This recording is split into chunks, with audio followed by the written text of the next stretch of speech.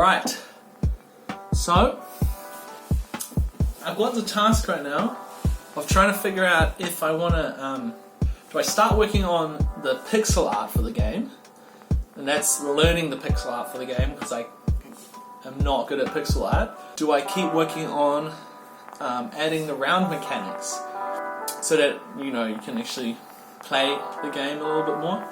And I'm leaning towards adding the round mechanics because even though the game looks bland as hell, it would be cool to have just a little bit more to do before I start investing time in doing any kind of an any artwork or assets for the game. But then on the other hand, I kind of want to start working on the sprites because it's a little bit more refreshing, and I want to learn it, so I kind of want to get out of the way because I know that it's going to be a big problem later on down the line.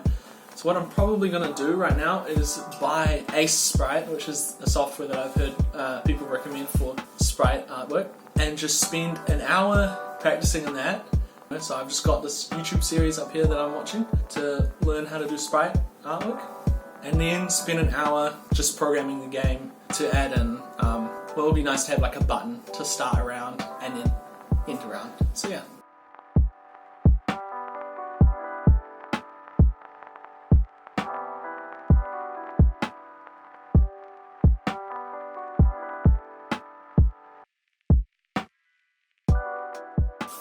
So let's see how Ant Sprite looks in the game.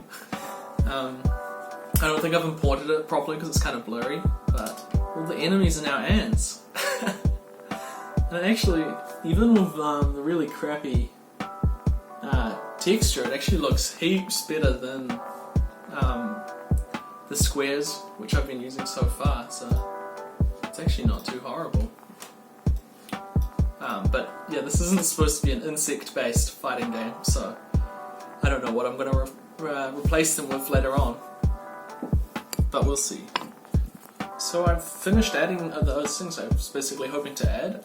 Now you can start a round will end on its own. The game will actually pause when the rounds are stopped. Before that change, you could just kind of, the units would just keep attacking each other regardless of what the state of the round was.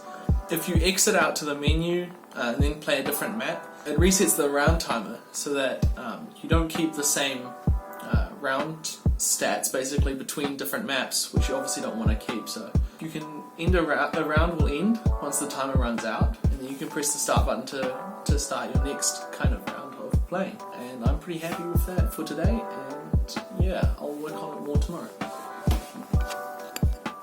So one of my days was taken up by this networking event that I had to head to. My transportation fell through, so I ended up on one of these really dodgy bikes here that you can see me riding.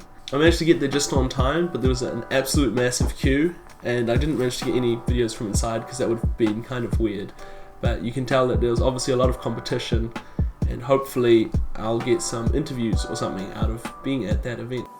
Alright, we're back at it again.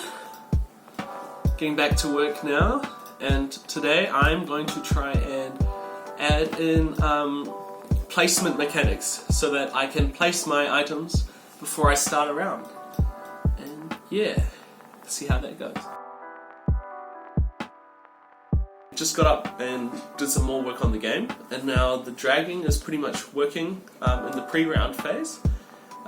You can drag enemy units, but that's not hard to fix because that'll just be like one line. I cleared up that bug with the incorrect dragging, and I did that by just adding another function to check the units on a tile with an exception of the given unit that you're dragging. Because what was happening was that the unit you were currently dragging, when you were letting it go on a tile, when the tile was checking to see if there's any units there when you were letting it go, it was detecting the unit that was in your hand that you were dragging on top of that tile. So I had to get it to ignore that, but now that's all working. And as you can see, you can now drag units around in the pre-round phase. So in between rounds you can rearrange your units and kind of make formations. This is already making the game quite a bit more fun because you can kind of have little strategies and play around with that. So yeah. So we got ourselves a little pizza making operation here. Oh fuck. This is George. No, it's not. Here's the pizza being made. Very nice. Got some capsicum going on there. And we've got some homemade pizza sauce. And I think we've got one in the oven at the moment actually as well. And here is one that's been done. Wow, very nice. Let's go. We're just making some more. Oh, yum. Oh, yeah.